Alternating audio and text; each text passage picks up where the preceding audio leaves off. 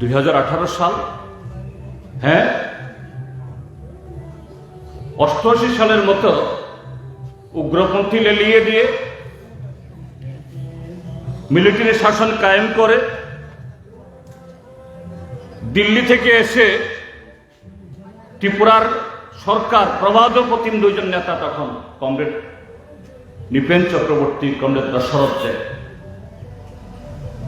প্রবাদ প্রতিম নেতৃত্ব, তাদের বিরুদ্ধে কুৎসা রটিয়ে সেদিন সরকার দখল করেছিল। 18তে একটু ভিন্ন কায়দা।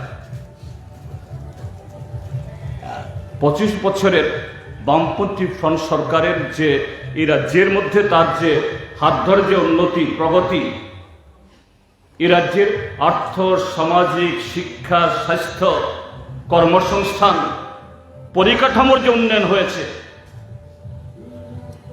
নরেন্দ্র মোদী অমিত শাহ, ত্রিপুরার যে তাদের হোমরা চুমরাদের কথা তো আমি মানে নাম লওয়ার প্রয়োজনই নেই, তাদের কেউ চিনত না। কে বিপ্লব দেব, কে মানিক সাহা, কে রতননাথ, কাজে তাদের বক্তব্যে তো এই রাজ্যের মানুষ বিচলিত হবে না। একটা বিধ্বংসী বন্যা গেল, আমরা বিরোধী দল বললাম আমরা এই বন্যার সময়তে আমরা সরকারের নানা অসম্পূর্ণতা থাকলেও আমরা এই সময়তে এগুলি তুলব না। এখন বন্যায় প্রায় 40 লোক মারা গেছে। মুখ্যমন্ত্রীর ভাষাতেই 17 লক্ষ লোক এই বন্যাতে ক্ষতিগ্রস্ত হয়েছে। একটা সময়তে 5 লক্ষাধিক লোক ঘর ছাড়া হয়ে শরণার্থী শিবিরে আশ্রয় নিতে বাধ্য হয়েছে। হাজার হাজার ঘর ভেঙে গেছে। রাবার বাগানের ধস পড়ে যে আয় করা শুরু হয়েছিল শেষ হয়েছে। আমরা বলেছি মাননীয় মুখ্যমন্ত্রী এই বন্যাকে জাতীয় বিপর্যয় ঘোষণা করার জন্য কেন্দ্রীয় সরকারের কাছে দাবি করুন। আমরা সমস্ত বিরোধী দল, এমনকি সরকারের শরিক IPF এবং মথা, তারাও বলেছে হ্যাঁ, CPIM প্রধান বিরোধী দল যে দাবি তুলেছে আমরা একমত।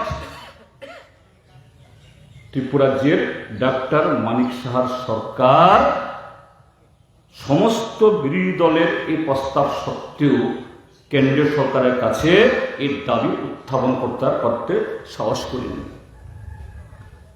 আমরা বিরোধীদের প্রস্তাব দিয়েছি এই বন্যার ক্ষতি এটাকে সমীক্ষা করার জন্য এখান থেকে প্রস্তাব না পাঠিয়ে, কারণ এখান থেকে প্রস্তাব পাঠালে কেন্দ্রীয় সরকারের যারা অফিসাররা বলবে সব মনগড়া তৈরি করেছে, তারা আসুক,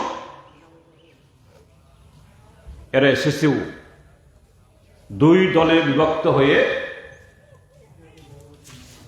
এই দক্ষিণ ত্রিপুরা আসছে, সব জেলায় গেছে, যেখানে যেখানে বেশি ক্ষতি হয়েছে সমীক্ষা করেছেন, সমীক্ষা রিপোর্ট জমা দিয়েছেন।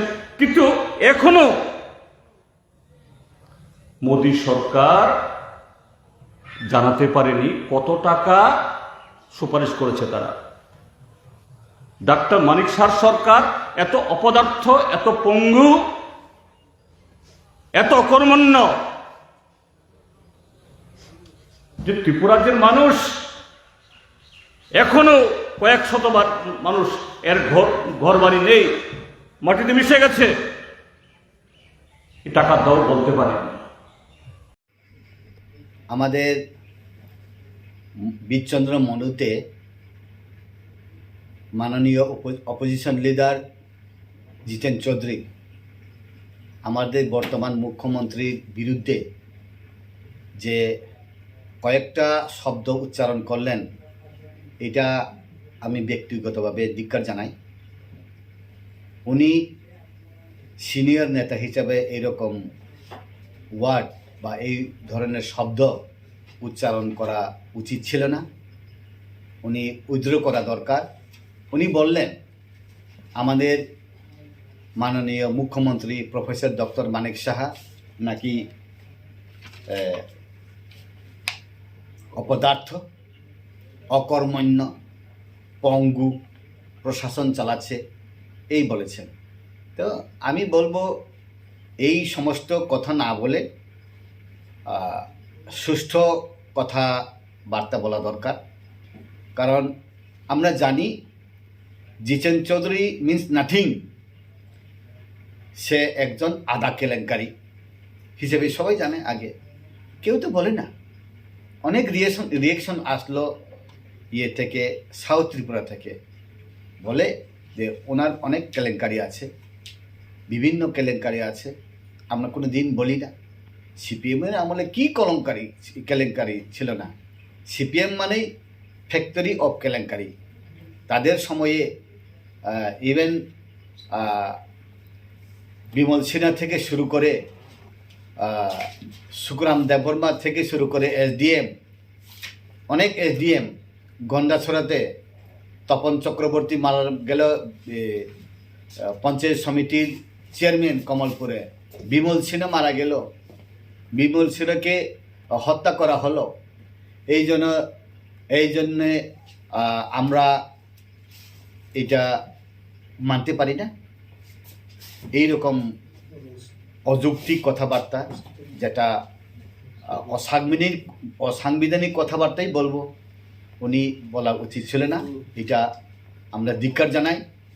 এখন ত্রিপুরাতে যে মুখ্যমন্ত্রী হয়েছেন আগে, ডক্টর বা প্রফেসর হিসাবে আমাদের বর্তমান প্রফেসর ডক্টর মানিক সাহাই, chief minister, highly qualified, efficient, সংগঠন দিক দিয়ে, প্রশাসন দিক দিয়ে, সব দিকে এফিসিয়েন্ট। এই সার্টিফিকেট তো সিপিএম কংগ্রেস দিতে হবে না, এই সার্টিফিকেট ত্রিপুরাবাসী দেয়। এই সার্টিফিকেটটা দিল্লি প্রশাসক আমাদের যারা সিনিয়ররা দেয়। এখন স্মুথ কোনো জায়গাতেই সমস্যা নাই। এই জন্যে আমরা বলবো এটা খুব ধিক্কারজনক। এই ধরনের কথাবার্তা বলা উচিত না। উনি উইথড্র করুক।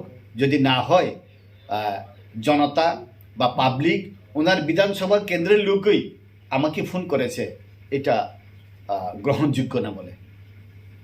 ধন্যবাদ।